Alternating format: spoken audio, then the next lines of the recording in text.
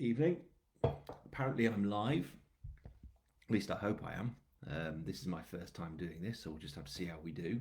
It says live. There's a little red thing just there saying it's live. So we'll see how this works. Right. Yeah, this is to launch the wonderful world of shooting season, book 4 of Grimm. I have some of the other Grimm books here. There we are. Here we go.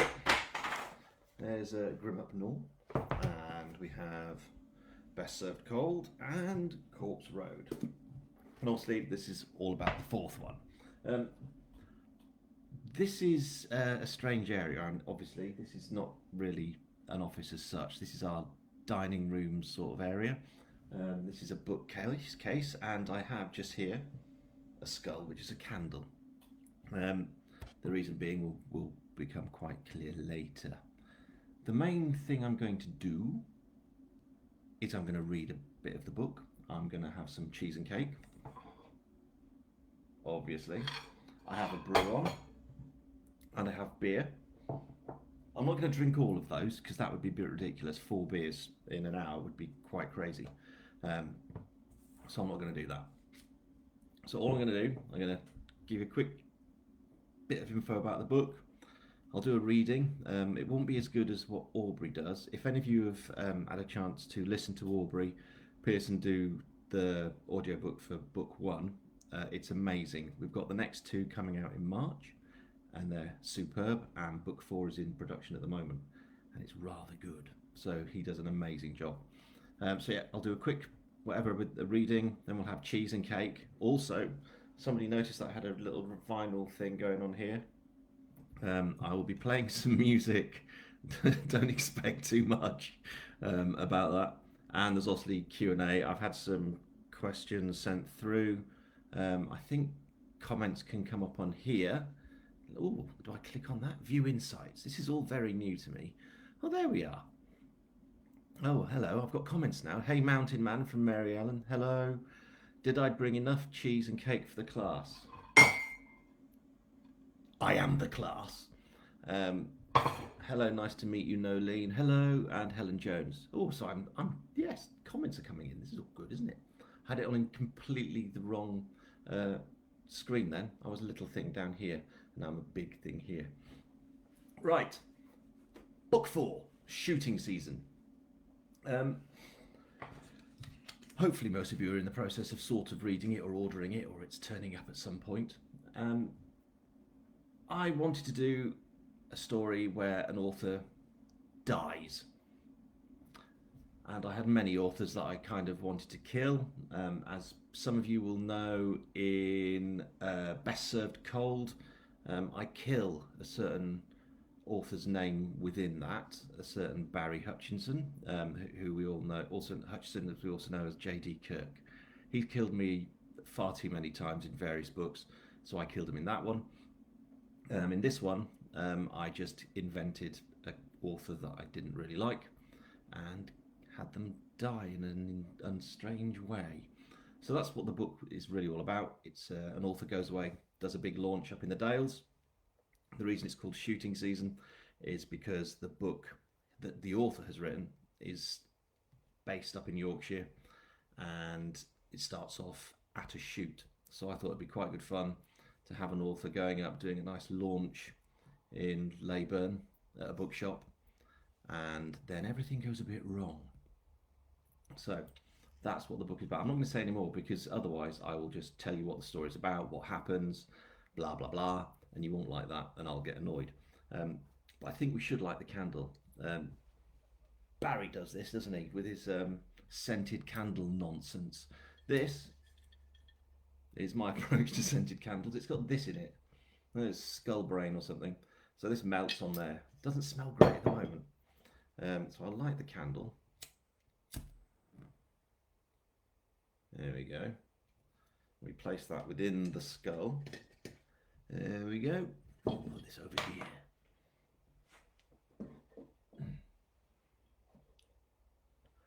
A lit skull. I like that. I've got a brew as well, just so that, there we go. I'd love to stop and talk, but I really Very funny. So that'll hopefully stop me pausing too much when I'm reading. Now, I'm going to read you an extract from chapter 1 from Shooting Season. I'm not going to read the whole chapter because nobody wants that. Because, like I said, I don't read in the same way as Aubrey does. He's a professional reader. I am really not. Basically, I've read the Mr. Men and lots of children's books to my sons, and that's fine. But reading on here, some kind of novel thing to you guys, it's just not going to be as good, but I'll do my best. So this is an extract from chapter 1. I've decided to do a little bit of it, not like the whole chapter because that'd be too long. I didn't want to do just the start. So this is a little exciting bit where we find Harry doing something interesting. So he has gone off. Well, we meet Harry. He's outside a house and he's thinking about his life and what he's about to do right now as he approaches this house. So he's got out of his car, he's walked off, it's in the evening, it's just this normal street. He goes up to the house and it's time for him to introduce himself to the people inside. And obviously, if you read the book, you'll find out who these people are. But here we go.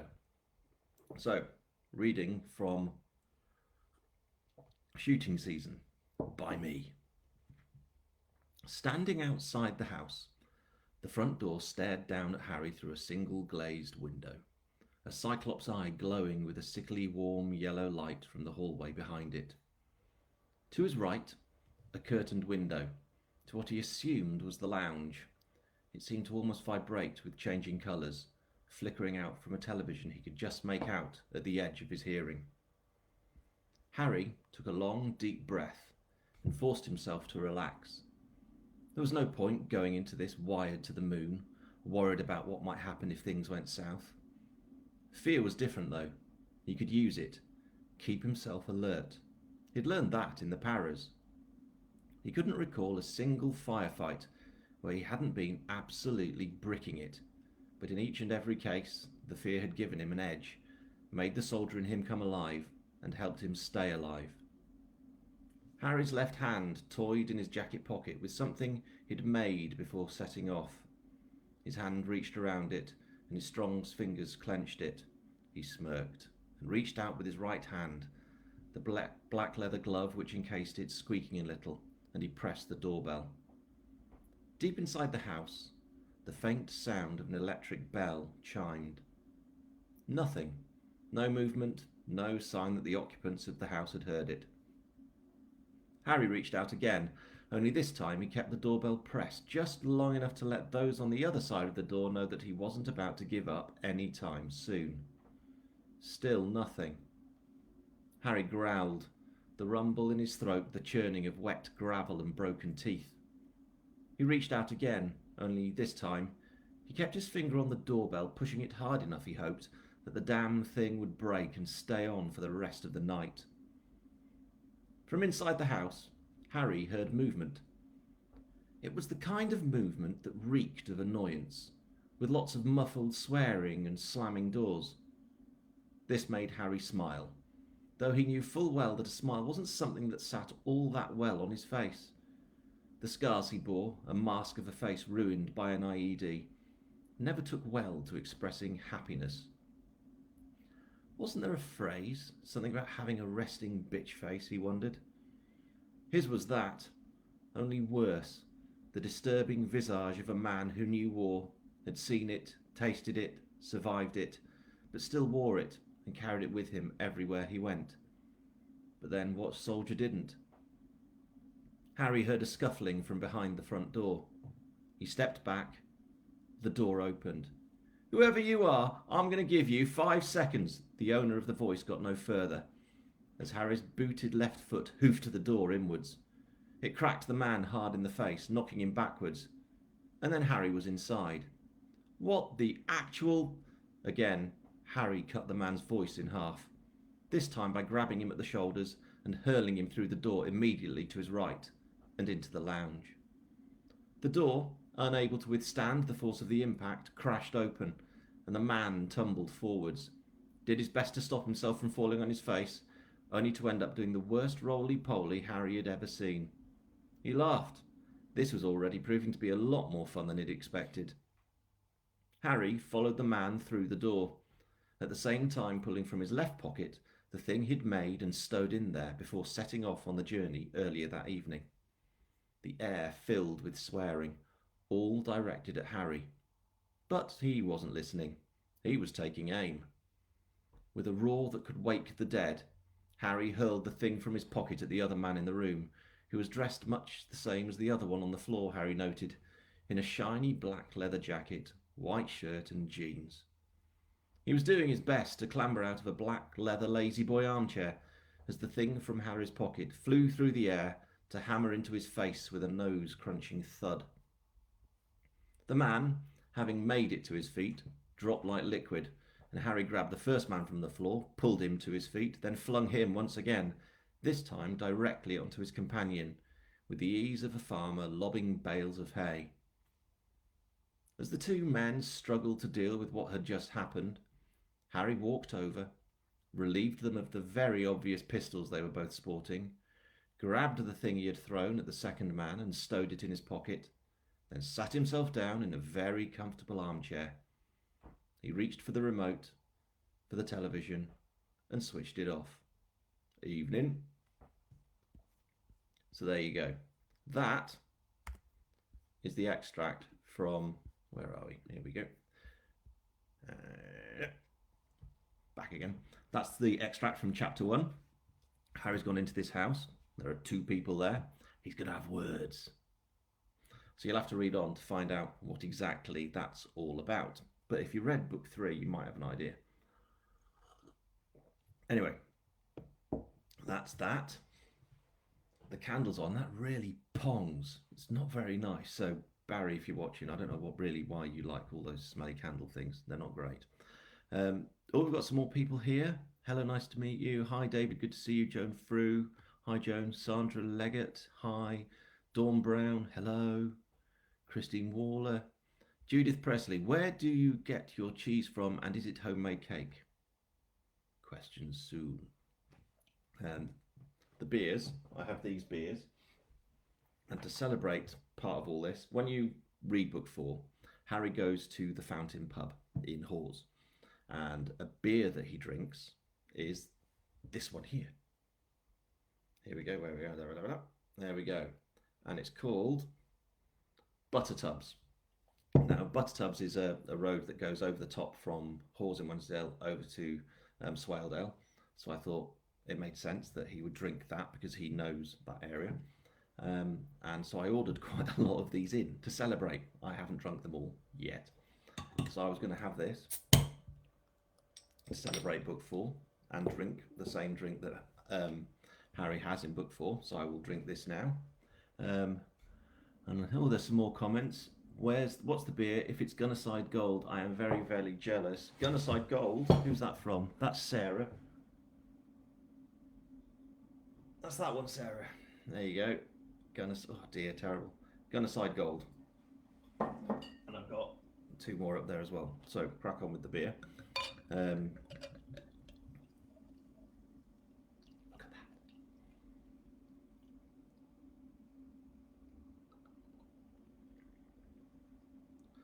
That wasn't badly poured, was it?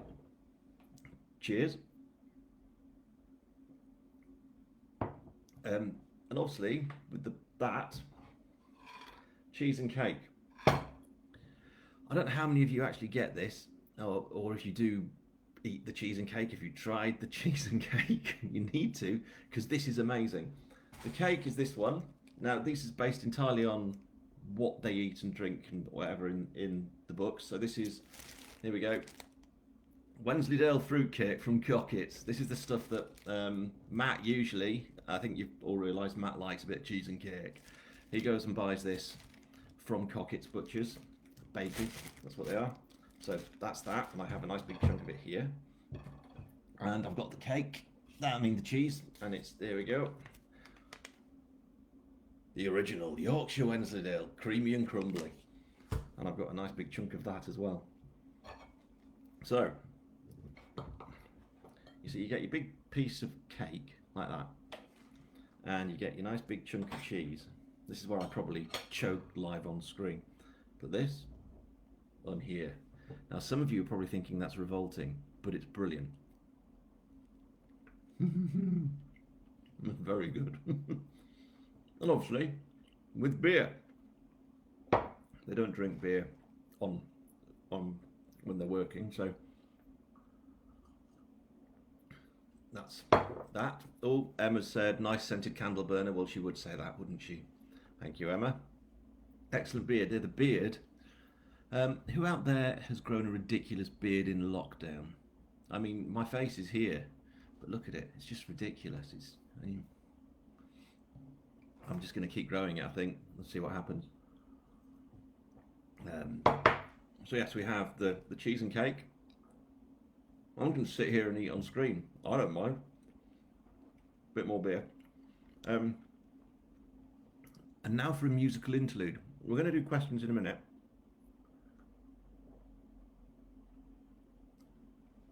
But a bit of music. In book 3, Corpse Road, it's all set in Swaledale. And if you read the author note at the end, it mentions a band called Forum. And I remember a song from my childhood, which my dad used to play a lot because he was a Methodist minister in Wensleydale, and he would always have a 12-string guitar wherever he went, and he would sing some of the songs from the band. And there's one I really remembered, and it's from this album. There we go. Singing the Dales. Look at that. The best thing about old albums is you get the photos on the back. Look at those lads. Cracking. So I've got my little portable record deck here. I'm not saying the sound's going to be amazing, but it's worth. So I will turn this on, and we're going to listen to. And there's some wonderful songs here. There's the Swaledale song, which is the one we're going to listen to. There's Gunnerside Gill, which you'll remember from book 3, is where Harry and everyone else find the first victim up at the top of Gunnerside Gill. And there's one here, Semawater. You will also know that Semawater has the little legend if you've read the other books. It's where Harry does his wild swim in book 1 at the end of that. It's all part of him finding his place in Wensleydale. There's also Corpse Way here, so that's, yes it is, it's the Corpse Road that I mentioned that book 3 is all about. So this is Forum, this is Singing in the Dales, and this is the Swaledale song, which is going to sound terrible on here, I know, but it doesn't matter.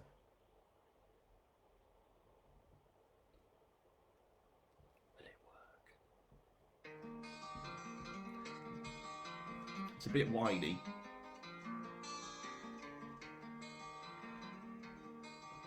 And I'll probably talk over it. And it's not the best quality. But it's the verse that I really remember. I really remember my dad singing the verse to this. Sorry, the chorus. I can't remember what I'm talking about. So here's the chorus. Sing along, even though you don't know what it is. So flow, river, flow, wind your gentle. Isn't it lovely? I love the day, I love the what other comments have we got? There you go. In Swaledale I will stay. Just turn that down. So yeah, that's. I just really remember this, and that's why I wanted to include it, because it's quite a fun thing to have, and I couldn't believe that I found it on eBay. You can find anything on eBay. I typed it in, found it, bought for £2, I think. But yeah, it's probably enough of that, isn't it? More tea. Right, let's see what we've got. I said about... Oh, wow. Some people did actually send in some questions, and I'm going to read through them and try and answer them. And then I'll try and do some of them. There, the comments there. And I'll try and go through some of them if there's anything else in here. Right. So, I have some questions. First one was from Sandra Leggett. How many Grimm books will I write? Will I add new long-term characters, partners to the team? That's 2 questions. First one, how many books will I write? I'm just going to keep writing them because it's fun. I really enjoy writing anyway. It's what I love. And Grimm and the rest of them seem to have taken on a life of their own. When I first started, you have that kind of creation thing where you're trying to come up with a story and trying to give the characters a life. And now they've kind of got their own thing, which is a bit weird. And it's something writers do talk about, where the characters take on a life of their own. And I find that with the stories, I have to be brave enough to let them kind of work out what's happening, and then they take me off. So I plan it, and then they decide they're going to go do something else, which is a little bit annoying. Um, but how many books? I just want to keep writing them because I feel very comfortable and very happy with what they're doing with the place, and it's a lot of fun, and people seem to like them. So why would I want to stop? So we'll just see what happens. I mean, I'm working on book 5 now, and I'm going to try and do one every 2 months. That's kind of where I'm at, isn't it? This is book number 4 since July. I'll try and get book 5 out end of April, early May. Um, so yeah, we'll see how we do. And what have we got? Will I add new long-term characters partners to the team? Well, they're turning up, which is a bit strange. So like Joan, you meet Matt's wife. She didn't. I didn't even know who she was at the start of this in the book 1, and then there's Joan. We hear a little bit about Gordy in book 4, about her partner and what's happening there. We've got other things going. We've got Fly. Everyone seems to like Fly. Fly just turned up. I had no. It was literally. I was writing la la la la la, and in walked Jim with Fly. Didn't tell me. It wasn't in the plan. I said follow the plan. Jim walks in with the dog, and Fly was born, and everyone seems to quite like Fly. And how could you not? Fly's brilliant, really cute, big paws, and that's worked out really well. So Susan McMillan has asked, how long did it take to choose the character names? After one, did the others just follow? Right. Now the whole thing, Harry Grimm, it all starts with Barry Hutchison, J.D. Kirk, John Mayhew, and Gordon Alexander Smith, who Alex Smith, you'll all know. Well, you'll know some of them as the authors, and they were saying you should try and write some crime. So I didn't quite know what to write about. I'd never written crime in my life, and I thought, well, I need to write about somewhere that I really like. I wanted to do Scotland, but someone had already done it. Now, the reason I wanted to do Scotland is because Scotland is a big part of sort of my family background. My grandma was born in Glencoe, so I've got lots of cousins up in Onich, and my mum and dad had a house in Ballachulish. I've got cousins in Oban, so I know the area pretty well, and I love it up there. And it would have been fantastic. My favourite pub is there, which is the Clackegg Inn, which is fantastic. But I couldn't, could I? I couldn't exactly start writing about everything that Barry writes about, or J.D. Kirk writes about. That would have been a bit unfair, and it wouldn't have worked. We live in Somerset, but I don't know it as well as a place from my childhood, which is Wensleydale. Now, I moved to Wensleydale in '81, lived there till '86, so it's a very big part of my childhood. I've got lots of old friends still up there, and my memory of the place is very, very rich. I even worked up there in Swaledale for a year, so I know it very, very well. And I thought, well, that would be fun, wouldn't it? Because I know it well. Let's see what happens. But then I had to come up with a title. I didn't know what to do with that, and I thought, what Yorkshire phrases are there? And there's, it's Grimm up north. And I thought, oh, could I call him Grimm? And obviously Grimm is a surname. And I thought, oh, that'd be ridiculous. Grimm up north, no one would take that seriously. But I tested it, asked a few people, and just went for it. So then I had Harry Grimm. Harry was just a nice, simple name. Harry Grimm seems to work. And the rest kind of just fell into place. Matt is a nice, simple name. All right, Matt, how are you doing?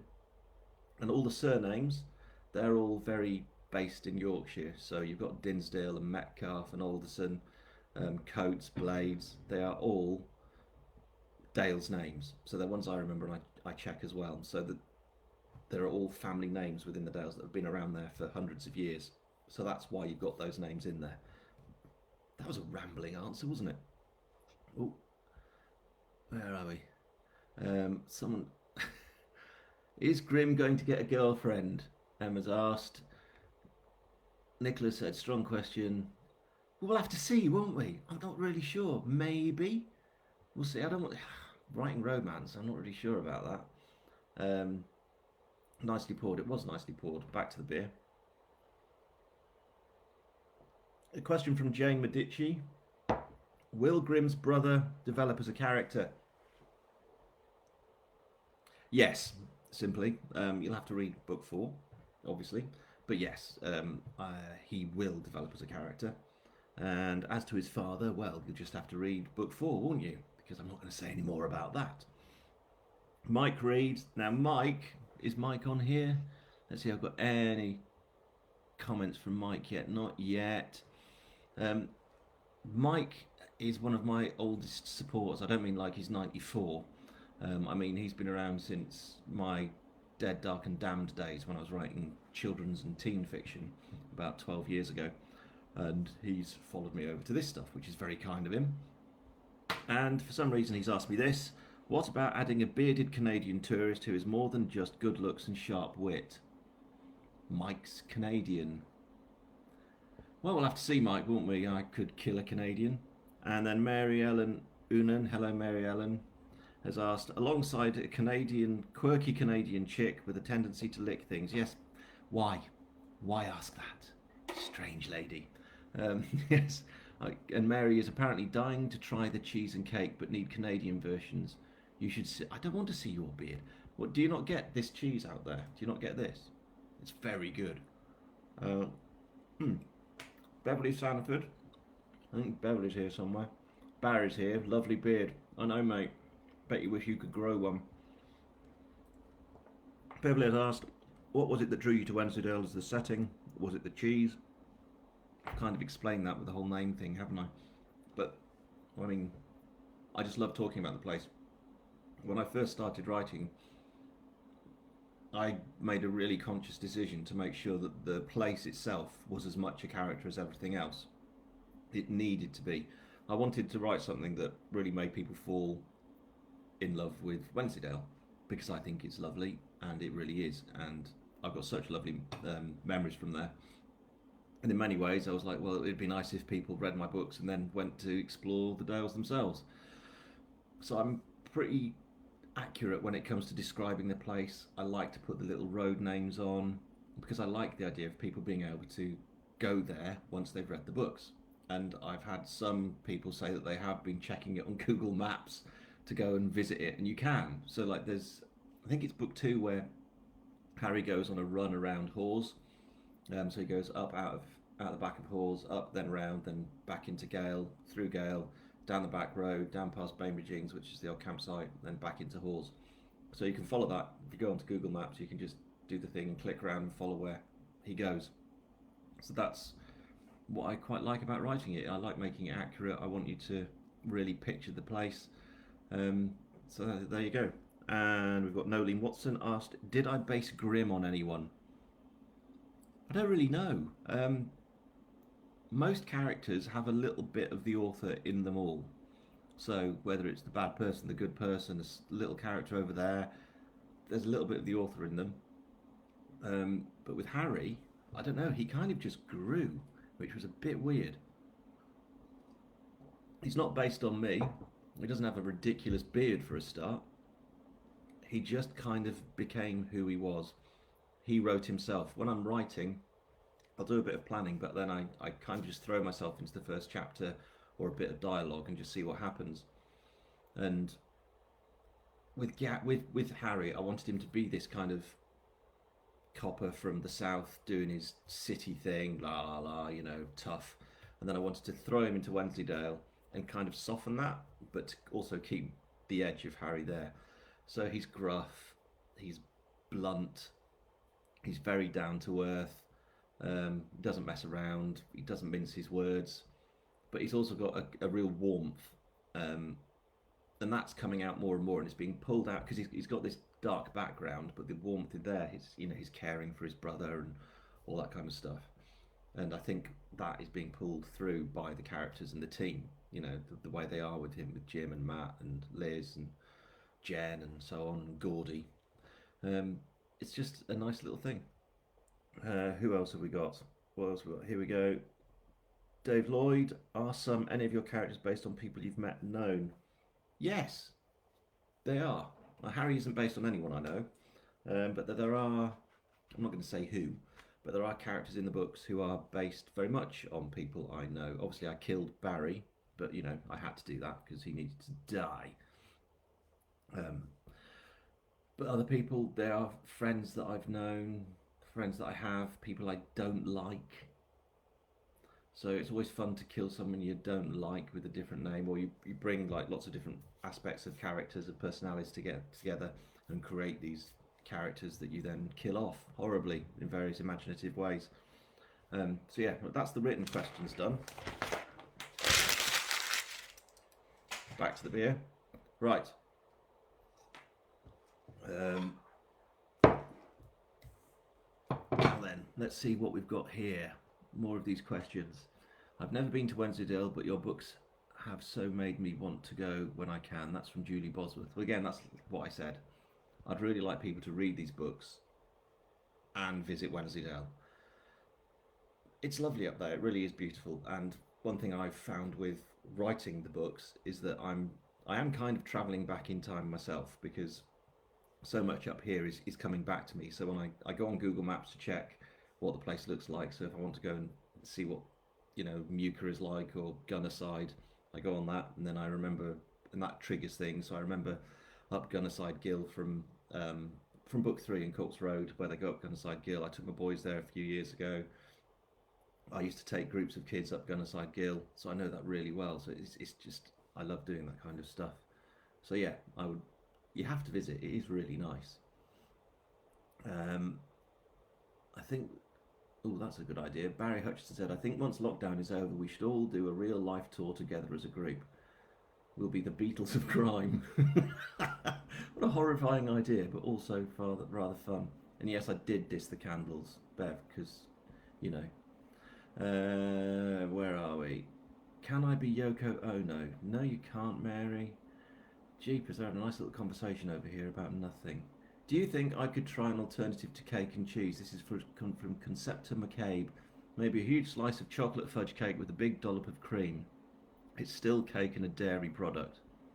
It is. Food does play a bigger part than I expected in the books. I mentioned at one point a pie, which is a pork pie with a black pudding slice on top.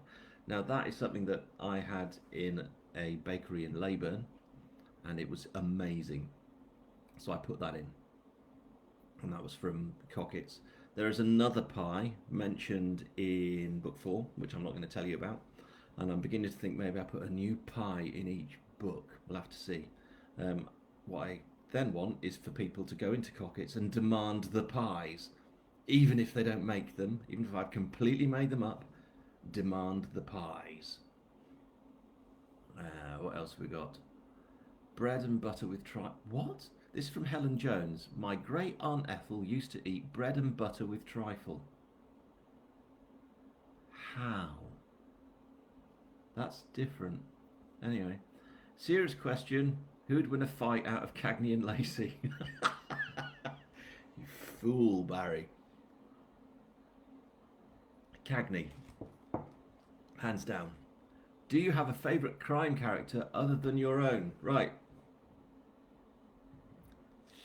Well, I'm a massive fan, which I'm surprised by this, but I am a massive fan of Death in Paradise, which is just brilliant. So there you go, Bev. Not necessarily a favourite crime character, but a favourite crime show. I think it's so much fun. It's daft. It's ridiculous. They have all these murders on these islands constantly. But then, in the same way, you could say that about the fiction that we write. You know, it's a conceit in many ways, isn't it? I've got Wensleydale, and suddenly all these crimes happening, one a month or however it is. But that's half the fun. So yeah, I really like Death in Paradise. I didn't really do much with crime until I started writing these crime books. I wasn't a massive crime reader. My background is horror or military fiction or whatever, you know, so this is all quite new to me, so I need to read more crime, but also I don't want to, because I don't want to influence what I'm writing with Grimm. He's kind of learning his way with me, and I'm learning my way with him, and that's why it's so much fun.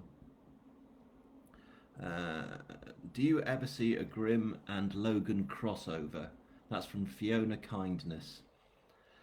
Logan is J.D. Kirk's books, and there's also DCI Ket, which is Alex Smith. And some people are starting to suggest that it would be fun if they teamed up. Now, I've put the question to Harry, and he hasn't got back to me yet, so we'll have to wait and see. I think it could be a bit of a laugh. Um, it would be a bit of a laugh, actually. I'd quite like to do it. We'll have to see. You never know. Maybe this year. Jane Henderson Carter, Midsummer Murders in Wensleydale. That's pretty much what I do, isn't it? But Midsummer Murders is great. I kind of describe my stuff of all as kind of all creatures great and small meets death in paradise.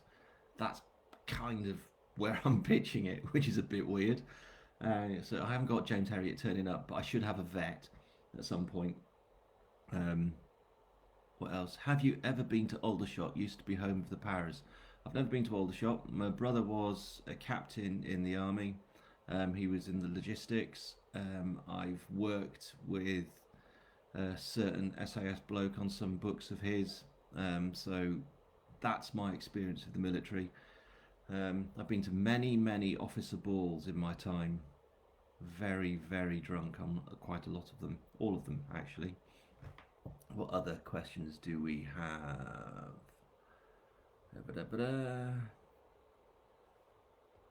Will there be more on Audible, please? Yeah, I think, have I said that? Yes, I have. So we've got book one out at the moment. You need to. It's brilliant.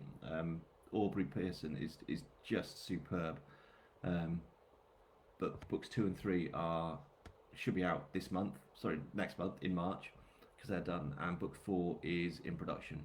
So hopefully we'll have all 4 out by early April. But they're superb. And what I'm finding is that I'm listening to them, and they've given them a different kind of lease of life. It's allowing me to hear, by particularly Harry, the way Aubrey's has sort of come up with Harry's character, Harry's voice. It's giving him a real depth. It's quite extraordinary. So in some ways, it's starting to influence how I write Harry now, which is very interesting. Quite scary, but a lot of fun. Do we have anything else? I've run out of Q&As. I've still got my beer to drink. I'll have another bit of cheese and cake. It's really good. Honestly. Quality cake. You need to buy lots of this. I'll be eating all of this tonight. Ish. Let's have a bit more of that. What else is there to tell you? I did have something.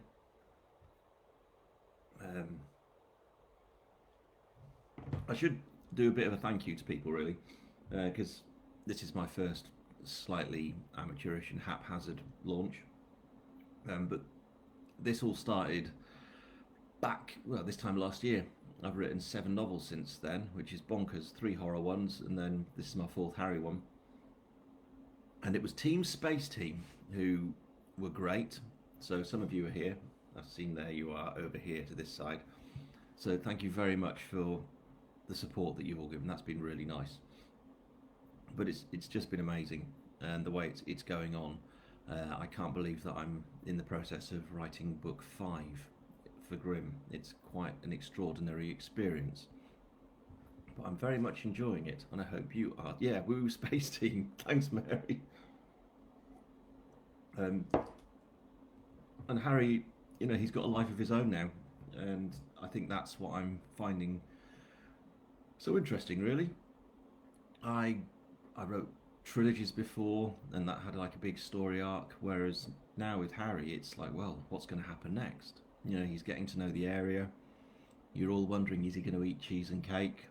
How many bacon butties does he really need? Why does he have a pint mug of tea? Will he go caving? Will he?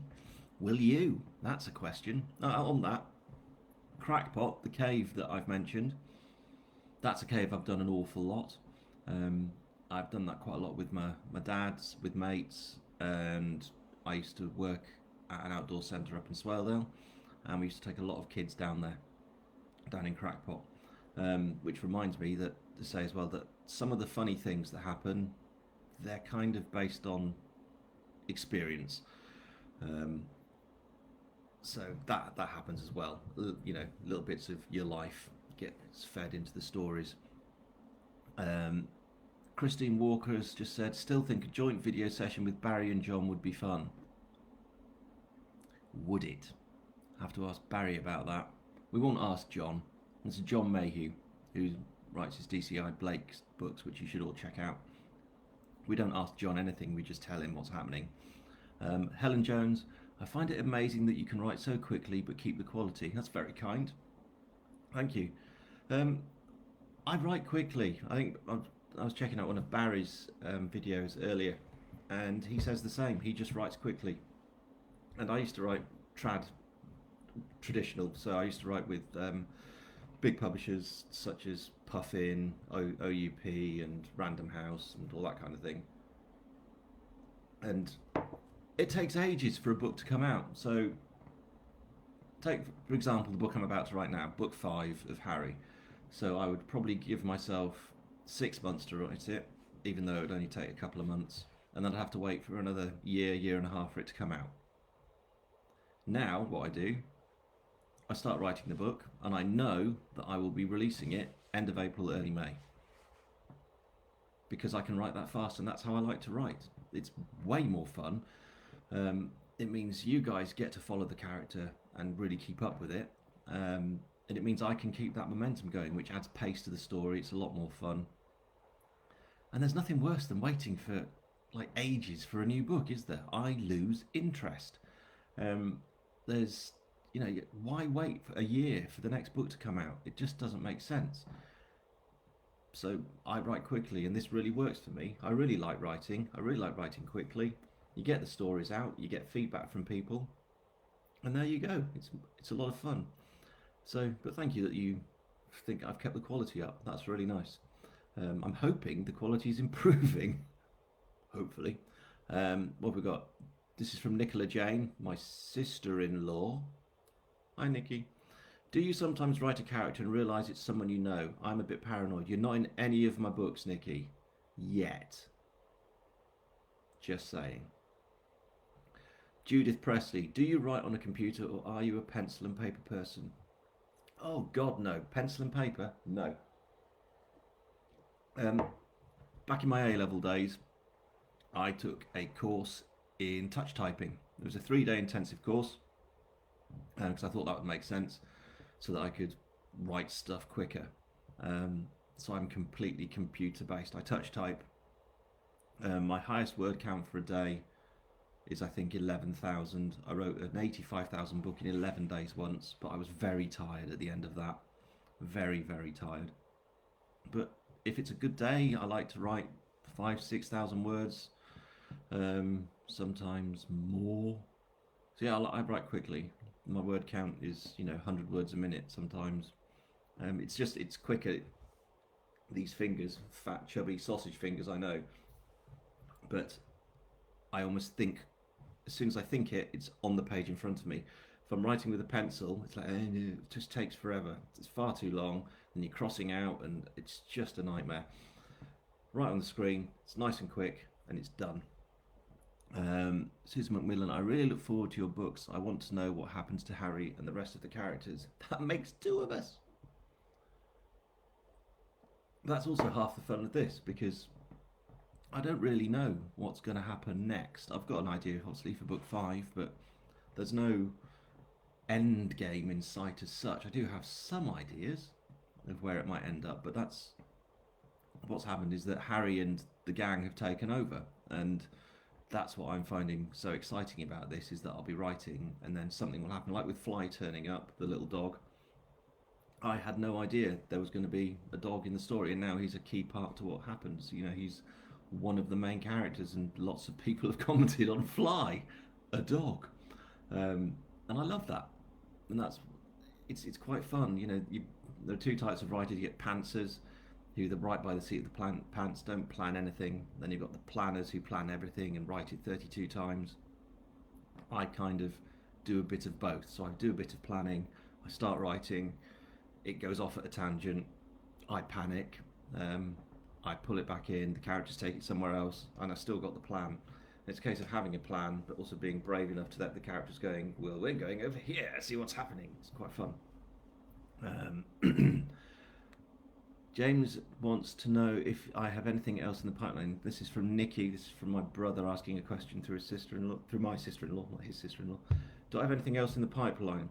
I'm assuming you mean other books other than Grimm. I do have some stuff I want to do, but I'm just going to stick with Grimm because it's brilliant fun.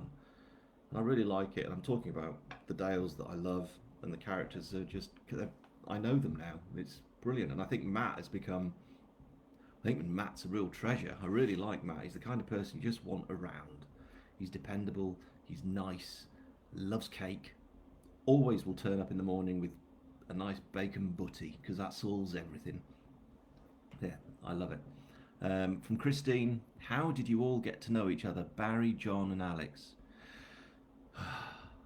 We've known each other probably at least over, well over a decade, I think. We all started writing teenage stuff, children's stuff, and it was at events. There was something called Scarefest. We were all writing horror. So John was writing Mortlock, beautiful books. Barry was writing, oh, it was something about your imaginary characters, your imaginary friends coming to life and coming back to get you and kill you later on. It's pretty scary and very wrong. And I was writing my Dead, Dark and Damned stuff about the dead returning. And we did some events together and we got to know each other through that. And it was when we did the events and we were all sort of up on stage that, yeah, we just kind of kept a little group together. So we've known each other for a very long time.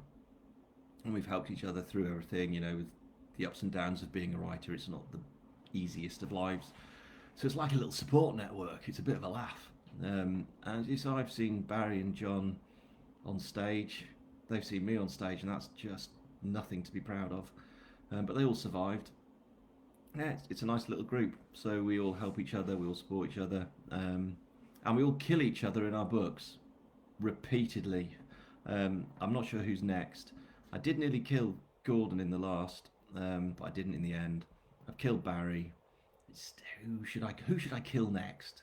Which author? Is it going to be John or is it going to be Alex? We'll see. What time is it? Jeepers, that's 50 minutes. Any other questions? Because I don't want to bore you forever. This is an interesting one. This is from Judith Presley. Has being in the situation, pandemic we are now in, lockdown, this year made you really concentrate more on your writing and perhaps do more than you ordinarily would? Yes. I know a lot of authors have found lockdown very difficult, which is fair enough because it's a very strange situation. You can't go out, you can't do anything.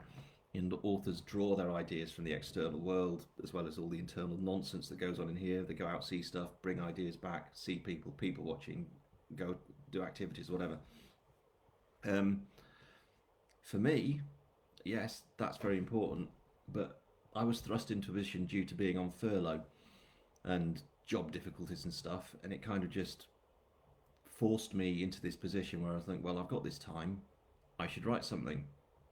So I started off in my comfort zone, which was horror. So I did the Padre trilogy just because I knew how to write horror.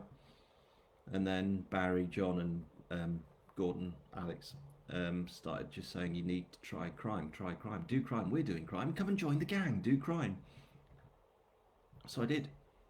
So with this time, with the fact that my job was a bit weird and the stress from all that, I just threw myself into my writing, and I wouldn't have had the time to do what I've managed to do this past 12 months if it wasn't for lockdown. So I've come out of it quite well, which is a bit weird. So yeah, it's made a massive difference. If it wasn't for lockdown, Grimm wouldn't exist. If it wasn't for lockdown, I wouldn't be having this conversation. If it wasn't for lockdown, I wouldn't have written 7 novels in 11 months. That's ridiculous. 7 novels in 11 months. I've never written. That's 500,000 words. So yeah, it did make a huge difference. And now this is what I do, and it's great. Beer. Right, that's 50 minutes. I'm not seeing any more questions, which is fair enough. I think we've all had enough of me and my massive beard. So I think we're going to leave it at that. I will advise you all now to rush out, buy some of this. They've got a little website, Cockett's Butchers. There you go, Cockett's Butchers. Buy the cake. Definitely grab yourself some of this. Oh, it's upside down. There we go. Wensleydale, Yorkshire Wensleydale cheese. Definitely get some of this. There you go, that one. And I love these labels. They're fantastic. They're from the Yorkshire Dales Brewing Company. Now, these are brewed in Ascrig. And from Ascrig, you take the road over the top, over to Swaledale. So that's one way. And Matt and Harry take that route at some point. And there's also the other one around the other way, over the butter tubs. So that's that. Cake and cheese. I suggest you all do it. Right. We're going to leave it there. I'm going to have this. I'm going to have this. I hope you really enjoy Grimm Book 4 shooting season. If you do, leave a really nice review on Amazon, because that's special and I'll be very appreciative. And I'll do my best to make sure that the next time I do one of these, I've got a little bit of a better idea of what I'm doing. So yeah, thank you all. Thank you everyone. Look after yourselves. And roll on. Ooh, Dawn Brown's just asked, need to have a murder in the brewery. Quite fancy murdering someone in the creamery in Gale, actually. I think that'd be a bit of a laugh. Drown them in curds. Anyway, I need to work out how on earth I turn this off. Oh, I hit that button there. So look after yourselves. I'm going to have cheese and cake and beer. I will, of course, blow out the skull candle. There we are, the skull candle. And then I will have these beers to drink. And we'll see you all soon.